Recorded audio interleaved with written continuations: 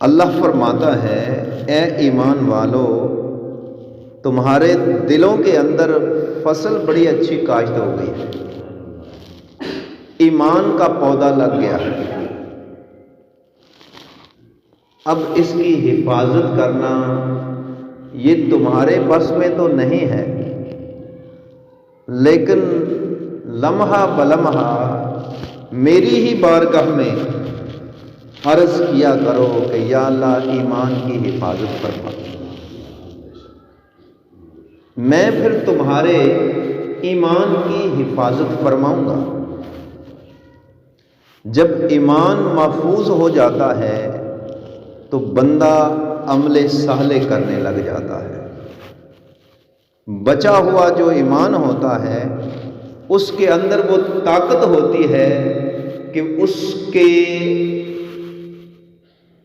اور اللہ کے درمیان جو ایک رشتہ ہے، جو ایک رابطہ ہے، وہ بحال رہتا ہے۔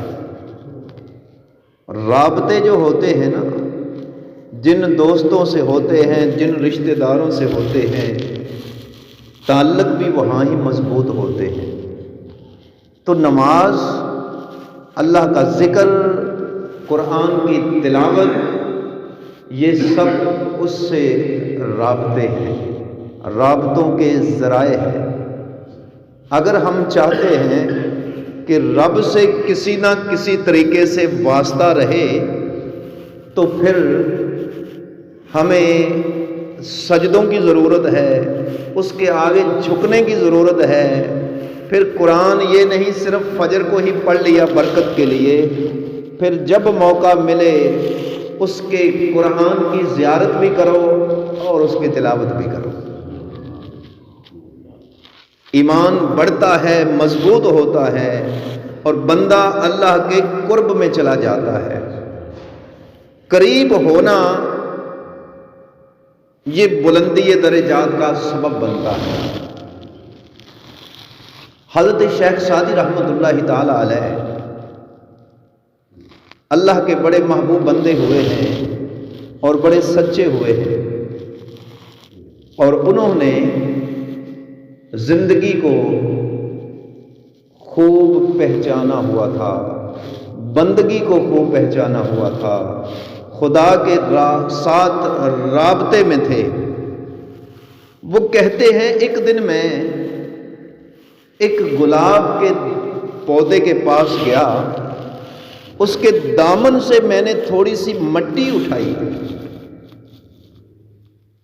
جب اس کو سونگھا تو گلاب کی خوشبو آ رہی تھی۔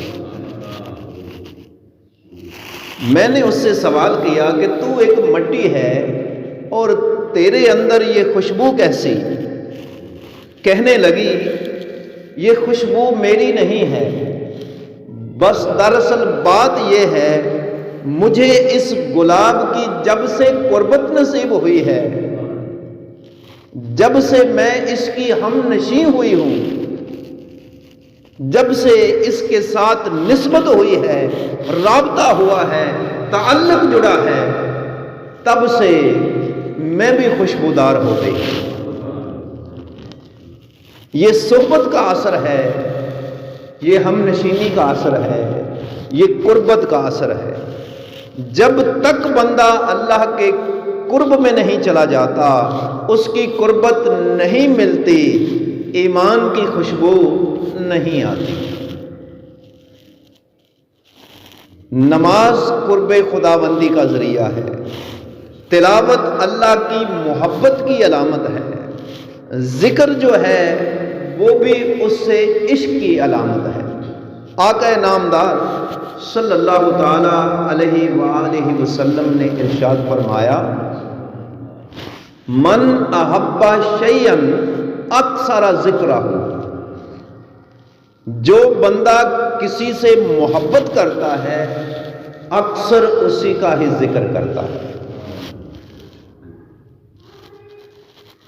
لمحہ بلمحہ اس کی زبان پہ ذکر یار رہتا ہے، اپنے دوست کی محبت کے تذکرے ہوتے ہیں، اور پھر نہ صرف تذکرے ہوتے ہیں بلکہ چرچے ہوتے ہیں۔ اور لوگوں کو آپ نے دیکھا ہوگا جو اللہ کے نیک بندے دنیا میں ہوئے ہیں، وہ لوگوں کو اکٹھا کر کے اپنے رب کے نام کے چرچے کیا کرتے تھے، رب کی شانیں بیان کرتے تھے، رب کی عظمت کے گیت گاتے تھے، رب کی عبادت کرنے کے انہیں گر سکھاتے تھے، انہیں بتاتے تھے رب راضی کیسے ہوتا ہے، رب مہربان کیسے ہوتا ہے، رب نوازش کیسے کرتا ہے، اس کا فضل کیسے ہوتا ہے، اس کی رحمتیں کیسے لی جا سکتی ہیں، اس کے خزانوں کے دروازے کب کھلتے ہیں اور کھولنے کا طریقہ کیا ہے۔ وہ اللہ کے نیک بندے ہمیشہ لوگوں کو جمع کر کے یہ کام کیا کرتے تھے۔ تو اللہ رب العزت سورۃ الفرقان ہے یہ، اس کے اندر فرماتا ہے تبارک الذی نزل الفرقان، بڑی برکت والی وہ ذات ہے، برکتوں کی مالک ہے وہ ذات، اللہ تعالیٰ بڑی برکتوں والا ہے، سراپا برکت ہے، اس کے ہاں صرف ہیں ہی برکتیں۔ فرماتا ہے میری ذات بڑی بابرکت ہے، نزل الفرقان علی عبدہ، اس ذات نے نازل کیا قرآن اپنے پیارے بندے پر، اس سے بڑھ کر کیا برکت ہو سکتی ہے۔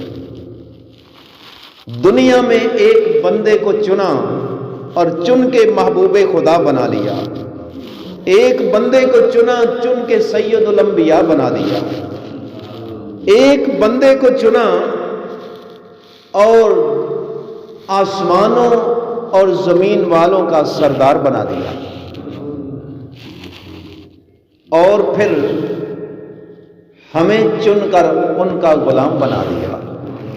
ہم بھی چنے ہوئے ہیں، کسی اور زمانے میں کسی اور قوم میں بھی پیدا ہو سکتے تھے، روحیں تو ازل سے پیدا ہیں، لیکن جس روح کو جب وہ حکم دیتا ہے تب وہ امر ہوتی ہے، تب وہ دنیا میں آتی ہے، وہ کسی جسم کے اندر داخل ہوتی ہے۔ چاہتا تو پہلے پیدا کرتا، کہیں حضرت نوح علیہ السلام کے زمانے میں پیدا کر دیتا، پھر کیا کرتے؟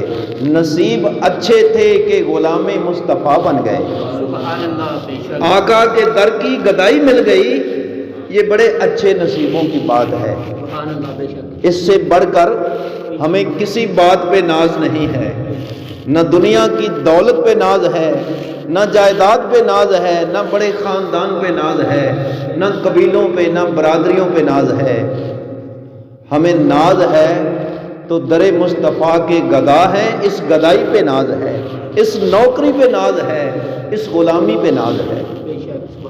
اس دن جب اللہ بلائے گا، اس کی بارگاہ میں جائیں گے، پوچھے گا کون ہو؟